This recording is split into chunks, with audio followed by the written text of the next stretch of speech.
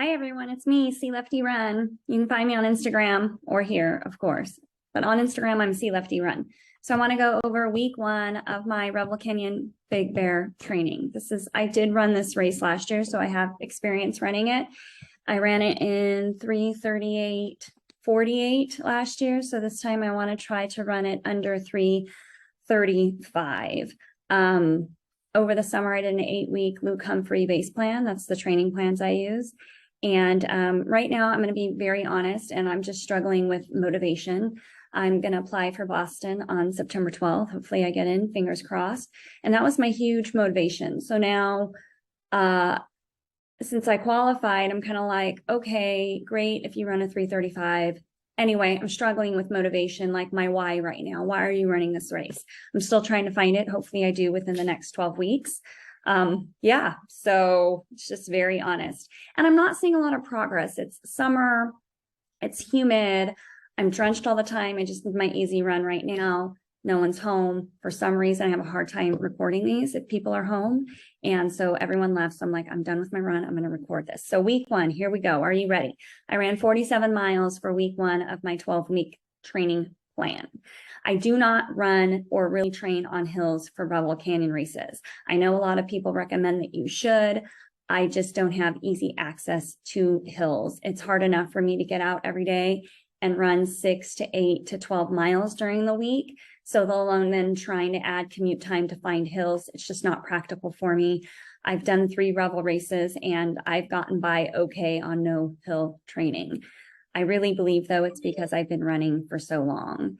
And yeah, that's what I think it is. I wouldn't recommend a Revel run for your first marathon, by the way. Okay, so on Sunday I did 6 miles at 9:37 pace and my heart rate was 135. My easy run pace, the range is from 9:08 to like a 10:30. Like it's such a nice range to have. So I don't really look at my watch. I just really run those on effort, the easy runs.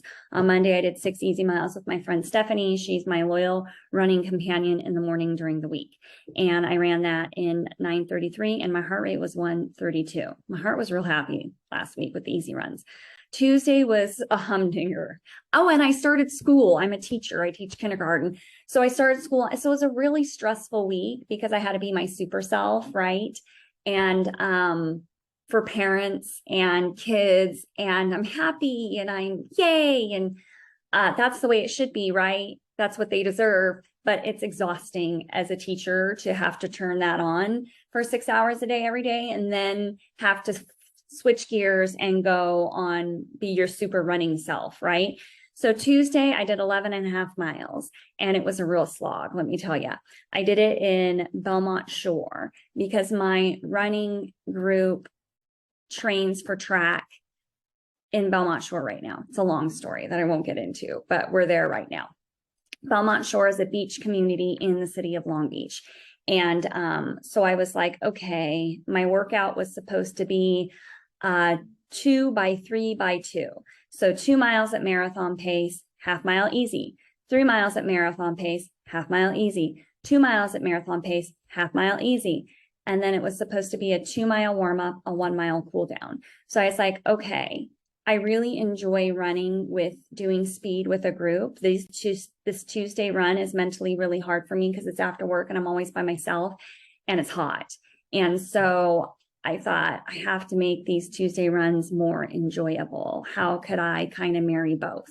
So what I did was I meet with my runner's high group at 6:30.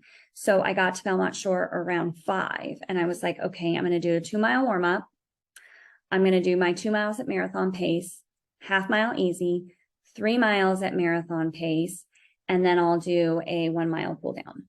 And then I'll meet runners high and I'll get my additional 3 miles and then some in with them. So the last portion, I was like, I'm putting that out. I'm going to do it with runners high. So the first segment where it was 2 by 3, I have it here. I did the warm up at 2 miles, and then my 2 miles at marathon pace was an 8:16 and an 8:02. Okay, that wasn't just me running straight. I was against the wind. It was hot. I would stop at water fountains. I was stopping at stoplights. So it wasn't a straight shot. Like I did have rest breaks and I was dying. I was dying. I hated every minute of it.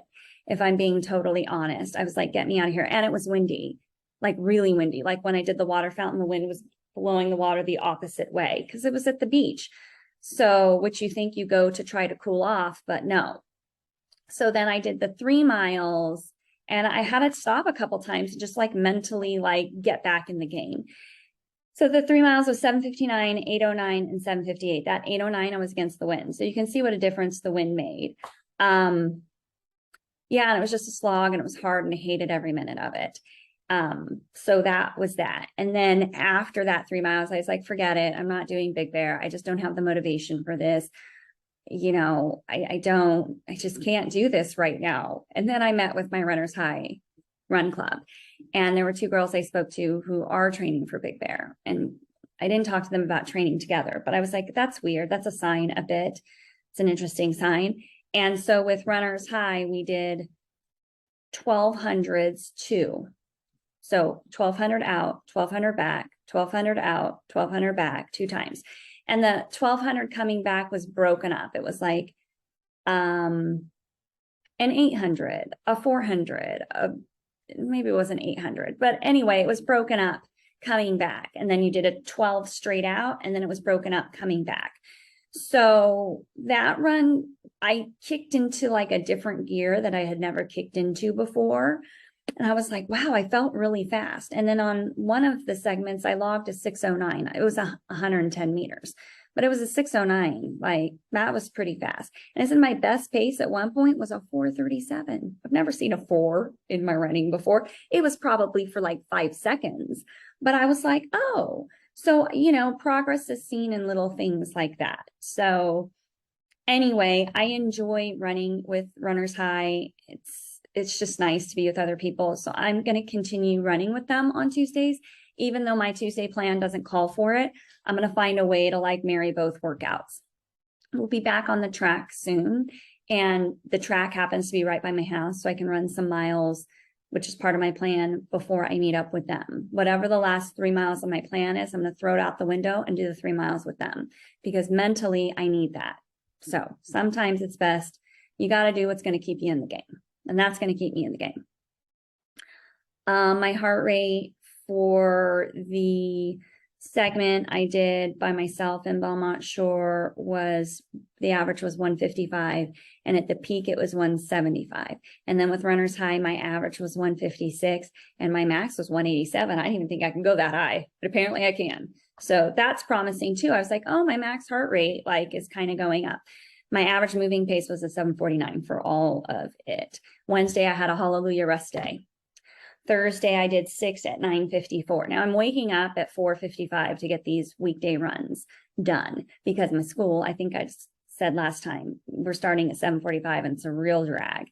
And I really hate it, but I'm just trying to do the best I can. Friday, I did 6 with Stephanie, 9:54. Average heart rate was 134. So close to 10-minute pace, but I was tired. Saturday, I did a 12-mile run. It felt like a slog too. I felt like a slug. It was a slog. I ran it in my Saucony Endorphin Speeds. Oh, which reminds me, I got to tell you something about shoes I bought. Anyway, 12 miles, 9:35. 9:35. Oh, my first and slowest mile was a 9:35. And then my last mile was an 8:16. And all the other ones were somewhere in between. My average pace was a 1:53 and my average pace for the whole run was an 8:50. I threw in a couple like freeway overpass hills but I didn't feel like super strong and great. Luke Humphrey Run Club recommends 60 to 90 grams of carbs per hour. So I'm kind of playing around with that. I did take 3 gels on this 12-mile run, and I'm really fortunate I have an iron stomach, so it doesn't really affect me that much. It just feels like a lot. I think I need to buy a different gel that has more carbs because and I love the Honey Stinger. If you have issues with gels, Honey Stinger Gold, not like the gold. It's honey. And it tastes like I have no gag reflex with that going down. Even the Huma, I kind of get a little gag reflex. I don't at all for the Honey Stinger Gold. But for the Huma and Honey Stinger, it's only 22 grams of carbs.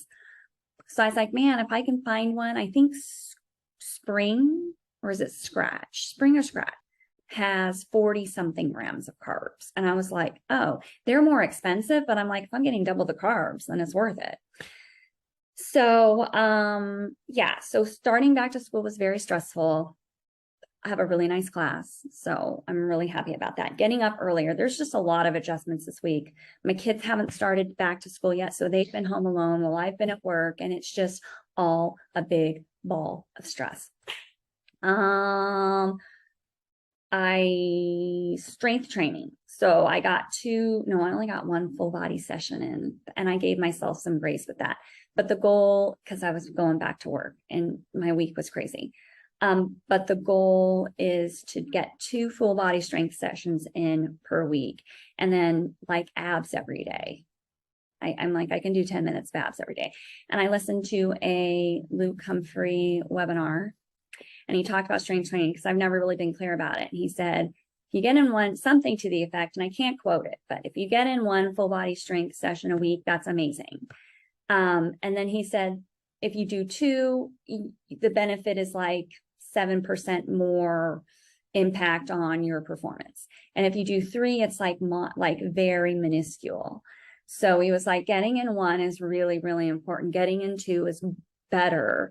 Getting in 3 is almost not going to benefit you much at all. So I was like, it was nice to have that guidance. So, because I was like, am I doing enough? I don't know. So I'm aiming for 2 full body strength sessions a week, which are like 20 minutes. I do Heather Robertson, and then if I can get in abs most days. So that feels manageable to me. I think that's about it for now. Oh, shoes. I bought the New Balance Super Comp Trainer. Didn't like them. So I'm going to tell you, if you're interested in the New Balance Super Comp Trainer, 2 things I didn't like about them. Number 1, they were very heavy. They're the heaviest shoe. I even held them up, and I didn't weigh them. Like, I'm just not that person who's going to like weigh shoes. Maybe I will be one day. But I held it against my Brooks Glycerin, which is a pretty heavy shoe, my Brooks Glycerin 19, and it almost felt like twice the weight. And then number 2 is like the heel collar. The ankle heel collar, it's like soft, and so it gave me a blister right under my ankle bone. And it was only a 6-mile run, so I was like, well, these pups are going back. I know a lot of people are like, oh my gosh, they're amazing, you gotta get them, blah, blah, blah, blah, blah. I don't like them that much. And then I also bought the Saucony Endorphin Pro 3, which I have not tried yet. I'll take that out on like a 16-mile tempo run to see how that goes, but I don't anticipate having to return them. I've been very happy with the Saucony Endorphin Speed Pro line. So I'm waiting for the Nova Blast 3 to come out. That'll be my other like easy day shoe. And I love the Saucony Ride 15. I use that as an easy day shoe as well, but I need another one. So I hated the Nova Blast 2, which a lot of people really loved, but I think a lot of people who love it are like ASICS influencers on Instagram. And so they're always like, Nova Blast, ASICS are the best. And I'm starting to kind of doubt that a little bit. But then you look at the overall reviews, if you go to like Roadrunner Sports, and a lot of people really love them. So maybe it's not just an influencer thing, but I am sketchy when I see like that on Instagram. So anyway, that's my thought. I'm not an influencer. All right. Have a great week. I'll let you know about how week 2 goes. Right. This week, I'm just hoping for more motivation and clarity on this marathon. Bye.